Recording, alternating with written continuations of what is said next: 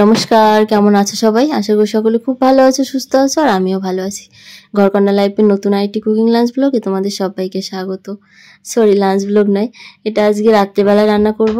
তো চলো শুরু করা যাক। তো রাত্রেবেলার ডিনারে আজকে একদম সিম্পল একটা দুটো রেসিপি। তো দেখো এখানে একটু সবজি নিয়ে নিয়েছি আর একটু জল বসিয়ে দিয়েছি একটা পাত্রে। এখানে সবজিগুলোকে একটু কেটে নেব। তো ফার্স্টে যে সবজিগুলো খোসা ছাড়াতে হয় সেইগুলো ছাড়িয়ে নেব, পরিষ্কার করে নিচ্ছি সবজিগুলোকে। দেখো সিমগুলো বেছে নেব, তারপরে বিনসগুলোর মুখগুলো কেটে নিয়েছি। তো সিমটা না বাছতে খুব সুবিধা হয় লাইটের আলোয় দেখলে, দেখলে বোঝা যায় ভেতরে পোকা আছে কি না। তো সব সিমগুলো ছাড়ানো হয়ে গেছে, আলুটাও ছুলে নেব। তো এইভাবে গোটা সবজিটা ভালো করে ধুয়ে নিতে হবে, ধুয়ে তারপরে আমি কাটবো। তো সবজিগুলো এই যে একটা মূলও নিয়ে নিয়েছি।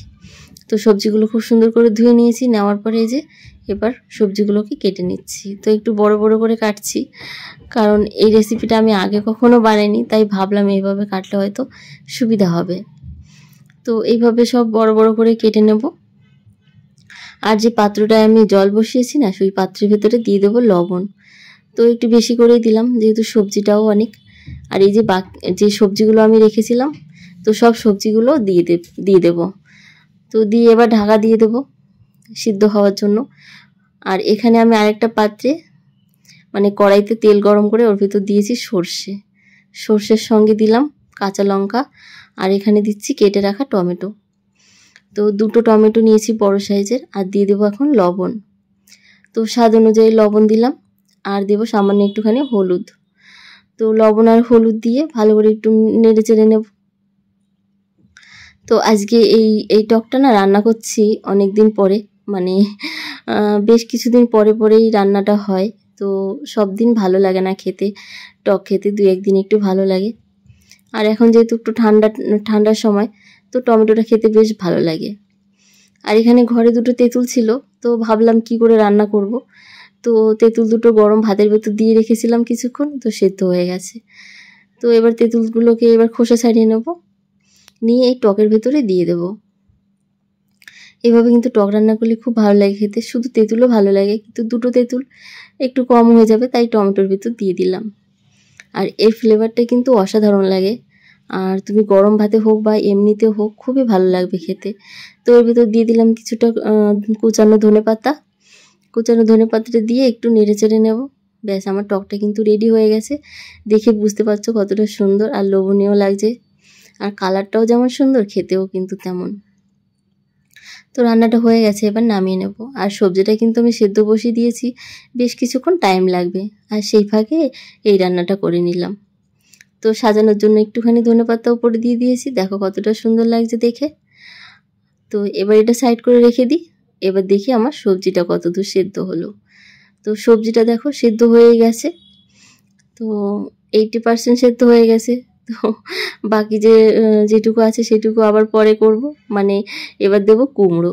তো কুমড়োটা ফার্স্টে দিইনি, মিষ্টি কুমড়ো যেহেতু, তো মিষ্টি দিলে অনেক সময় বাকি আলু, তারপরে গাজর আছে, গাজরটাও একটু মিষ্টি, তবুও একটু শক্ত বেশি, কিন্তু একটু কুমড়োটা গলতে বেশিক্ষণ টাইম লাগে না, তাই কুমড়োটা এখন দিলাম। দিয়ে আর কিছুক্ষণ একটু ঢেকে দিয়েছিলাম, দেখো হয়ে গেছে। এবারে জলটাকে আমি ছেঁকে নেব। তো তোমরা চাইলে জলটা রেখে দিতে পারো, ভেজিটেবল যখন তোমরা স্যুপ তৈরি করবে সেই স্যুপটাও বানানো যায় জলটা না ফেলে দিয়ে। তো আমি আর এখন জলটা রাখিনি, ফেলে দিয়েছি। আর এই যে সবজিগুলো নিয়ে নিলাম, তো সবজিগুলোকে একটু ঠান্ডা করে নেব। আর ঠান্ডা করার পরে তারপরে এই যে একটুখানি নেড়ে চেড়ে দেবো, হাওয়াটা বেরিয়ে যাক, গরম ভাবটা বেরিয়ে গেলে তারপরেই কিন্তু এই যে দেখো একটা গিলাস নিয়েছি, গিলাসের সাহায্যে সবজিগুলোকে সুন্দর করে এই যে মেখে নেব। তো এইভাবে কিন্তু মাখলে তোমার সবজিটা হাতে গরম ছ্যাঁকাও বেশি লাগবে না, আর সবজিটাও বেশ সুন্দর মাখানো হবে। তো দেখো এইভাবে মেখে নিয়েছি। আর এখানে নিয়েছি পেঁয়াজ কুচি, লঙ্কা কুচি, ধনিয়া পাতা, আর টমেটো। এবার দিয়ে দিচ্ছি এর ভেতরে লবণ। তো লবণ দিয়ে ভালো করে এগুলোকে একটু মেখে নেব। তো এইভাবে না সবজির ভর্তা আমি আগে কখনো বানাইনি, হয়তো আলাদা আলাদা বানিয়েছি, হয়তো বেগুনের ভর্তা, আলুর ভর্তা বানিয়েছি, তবে এইভাবে সব রকম সবজি দিয়ে কখনোই বানাইনি। তো অনেক দিন ধরেই ভাবছিলাম যে এরকম করে যদি বানানো যেত কেমন হতো খেতে। আজকে ভাবতে ভাবতে রান্নাটা করে নিয়েছি। দুপুরবেলায় রান্না করেছিলাম, তো একটু সবজি আছে, তাই রাত্রেবেলা আর বেশি ঝামেলা করলাম না। আর এই যে এখন এই যে সবজিটাকে সব একসঙ্গে মেখে নেব, আর এর ভেতর দিয়ে দেবো একটু সর্ষের তেল। তো সর্ষের তেলটা কিন্তু দিলে খুব ভালো লাগবে খেতে, আর যদি না হয় তোমরা চাইলে এর ভেতর একটু ঘিও দিতে পারো, বা আম তেলের যে আচার হয় আম তেলের আচারও দিতে পারো, খুব ভালো লাগবে খেতে। তো এখানে আমি একটু সর্ষের তেলে দিয়েছি, আর দেখো এই যে প্লেটে একটু সাজিয়ে নিলাম। এখানে দিয়েছি 2টো কাঁচা লঙ্কা, যার যদি ঝাল খেতে ইচ্ছা হয় একটু ঝাল চিবিয়ে খেতে পারে।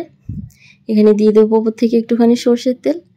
তো কেমন লাগলো আজকের এই ভর্তা রেসিপি অবশ্যই কিন্তু কমেন্ট করে জানাবে। আর যারা আমার ব্লগ দেখো তাদেরকে অসংখ্য অসংখ্য ধন্যবাদ। যারা নতুন আছো অবশ্যই চ্যানেলটা সাবস্ক্রাইব করে বেল বাটন ক্লিক করে অল অন করে রেখো, যাতে আমার ভিডিও ছাড়লে তোমাদের ফোনে নোটিফিকেশন পৌঁছে যায়। তো এখানে এই যে ভাত নিয়ে নিয়েছি, আমার মেয়েকে এখন খাইয়ে দেবো। বেশ রাত হয়ে গেছে, এখন 9টা বাজতে গেছে। তো ভাবলাম এখনই খাইয়ে দিই, তো ওকে একটু খাইয়ে দেবো। আর আজকে টিভিতে রিচার্জ নেই, তাই আজকে ফোন নিয়ে বসেছে। বাচ্চা মানুষ, ওদের ভাত খেতে বসলেও কিছু না কিছু লাগে।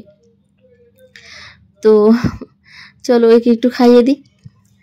আর তোমরা কোথা থেকে আমার ব্লগ দেখো অবশ্যই কিন্তু কমেন্ট করে জানাবে। চ্যানেলটা অবশ্যই শেয়ার করো, যাতে আরও অনেকে দেখতে পায়। আজ তবে আসি, দেখা হবে একটা নতুন ব্লগ অন্য কোনো রেসিপিতে। সবাই ভালো থেকো, সুস্থ থেকো, টাটা।